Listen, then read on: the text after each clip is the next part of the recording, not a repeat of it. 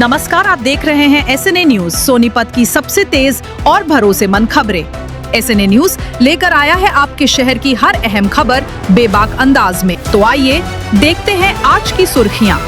इस बुलेटिन के प्रायोजक हैं ट्रेडिंग गुरुकुल इंस्टीट्यूट सोनीपत। सोनीपत के खरखौदा रोड पर हुए दर्दनाक सड़क हादसे में 27 वर्षीय लोडर चालक देवेंद्र की मौत हो गई। जानकारी के अनुसार देवेंद्र गाजियाबाद से दादरी की ओर माल लेकर जा रहा था, तभी सड़क पर बिना चेतावनी संकेत के खराब खड़ा ट्रक दिखाई दिया। ट्रक को बचाने के प्रयास में उसकी गाड़ी अनियंत्रित होकर हादसे का शिकार हो गई और टक्कर इतनी भीषण थी कि उसकी मौके पर ही मौत हो गई। परिजनों के मुताबिक देवेंद्र परिवार का इकलौता कमाने वाला सदस्य था और अपने पीछे 4 छोटे बच्चों को छोड़ गया है, जिनमें 3 बेटियां और 6 महीने का बेटा शामिल है। बताया गया है कि वह पिछले करीब 15 वर्षों से वाहन चलाकर परिवार का पालन पोषण कर रहा था। सूचना मिलने पर पुलिस मौके पर पहुंची और शव को पोस्टमार्टम के लिए भेज दिया। पुलिस ने अज्ञात ट्रक चालक के खिलाफ मामला दर्ज कर जांच शुरू कर दी है, जबकि परिजनों ने निष्पक्ष जांच और सख्त कार्रवाई की मांग की है। सोनीपत के अटरेना गांव में पुलिस और संबंधित विभाग की संयुक्त कार्रवाई के दौरान खेतों के बीच चल रही एक अवैध फैक्ट्री का भांडाफोड़ किया गया है, जहां नामी कंपनियों के नाम पर नकली उत्पाद तैयार किए जा रहे थे। छापेमारी के दौरान एक व्यक्ति को गिरफ्तार किया गया, जबकि मौके से करीब 10 लाख रुपए का नकली सामान, मशीनें और पैकिंग मटेरियल बरामद हुआ। शुरुआती जांच में सामने आया कि फैक्ट्री में Eno, fruit salt, Harpic toilet cleaner, Lizol disinfectant और कॉलिंग ग्लास क्लींजर जैसे ब्रांड्स के नाम पर फर्जी उत्पाद बनाए जा रहे थे।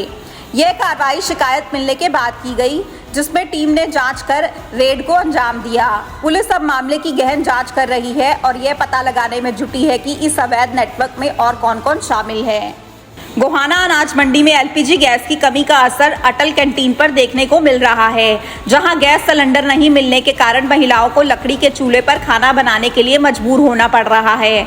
हरियाणा सरकार की इस योजना के तहत किसानों और मजदूरों को 10 रुपए में भोजन उपलब्ध कराया जाता है, लेकिन गैस की शॉर्टेज के चलते भोजन तैयार होने में देरी हो रही है। कैंटीन का संचालक सेल्फ महिला सोसाइटी की महिलाएं करती है, जिनका कहना है कि लकड़ी से खाना बनाना समय लेने वाला और कठिन है। इसके अलावा कैंटीन में पीने के पानी के लिए लगा वाटर कूलर भी खराब पड़ा है और बैठने की कई कुर्सियां टूटी हुई हैं। स्थानीय लोगों का आरोप है कि इन समस्याओं की और संबंधित अधिकारियों का ध्यान नहीं है, जिससे किसानों और मजदूरों को असुविधा का सामना करना पड़ रहा है। खरखौदा पुलिस ने नाबालिग लड़की के अपहरण और दुष्कर्म के मामले में तुरंत कार्रवाई करते हुए आरोपी नवीन निवासी गांव सैनीपुरा, जिला सोनीपत को गिरफ्तार किया है। पुलिस के अनुसार 22 अप्रैल 2026 को एक व्यक्ति ने शिकायत दी थी कि उसकी नाबालिग बेटी स्कूल जाने के लिए घर से निकली थी, लेकिन शाम तक वापस नहीं लौटी। स्कूल में पूछताछ करने पर पता चला कि वह उस दिन स्कूल पहुंची ही नहीं थी। परिजनों की शिकायत पर भारतीय न्याय संहिता बीएनएस और किशोर न्याय अधिनियम की धाराओं के तहत मामला दर्ज किया गया। जांच के दौरान पुलिस ने नाबालिग लड़की को बरामद कर न्यायालय में बयान दर्ज करवाए और महिला विशेषज्ञ व लीगल एड के माध्यम से काउंसलिंग करवाई। बयान के आधार पर पॉक्सो और अनुसूचित जाति एवं जनजाति अधिनियम की धाराएं जोड़ी गई। आरोपी को गिरफ्तार कर न्यायालय में पेश किया गया, जहां से उसे न्यायिक हिरासत में जेल भेज दिया गया।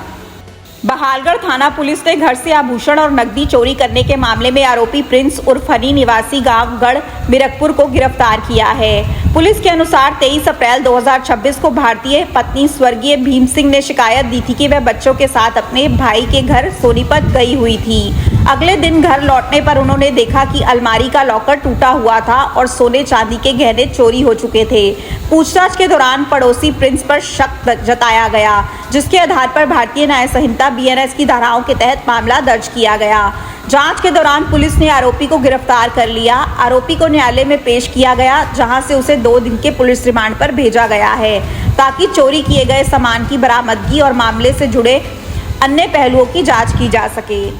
नगर निगम चुनाव के लिए नामांकन प्रक्रिया के बीच कांग्रेस पार्टी में अंदरूनी कलह खुलकर सामने आ गई है। टिकट वितरण से नाराज कई दावेदारों ने पार्टी के फैसले के खिलाफ बगावती रुख अपनाते हुए निर्दलीय उम्मीदवार के रूप में नामांकन दाखिल कर दिया है, जिससे चुनावी मुकाबला और रोचक हो गया है।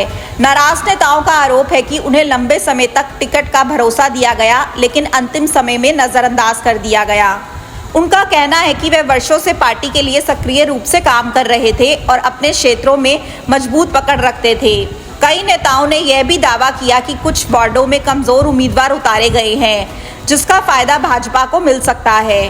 अब कांग्रेस नेतृत्व के सामने नाराज नेताओं को मनाने और पार्टी की एकजुटता बनाए रखने की बड़ी चुनौती खड़ी हो गई है। क्या आप स्टॉक मार्केट में एक सफल और प्रोफेशनल ट्रेडर बनना चाहते हैं? तो जुड़िए ट्रेडिंग गुरुकुल से, जहां आपको मिलता है 19 साल से भी ज्यादा का भरोसेमंद अनुभव। 6000 से भी ज्यादा स्टूडेंट्स को हमने सिखाया है लाइव मार्केट में ट्रेड करना। यहाँ सीखें स्टॉक, फॉरेक्स और क्रिप्टो ट्रेडिंग बिल्कुल बेसिक से। अपनी स्किल्स को अपग्रेड करने के लिए हमारी ट्रेडिंग गुरुकुल ऐप इंस्टॉल करें, आज ही कॉल करें और अपने ट्रेडिंग करियर की शुरुआत करें।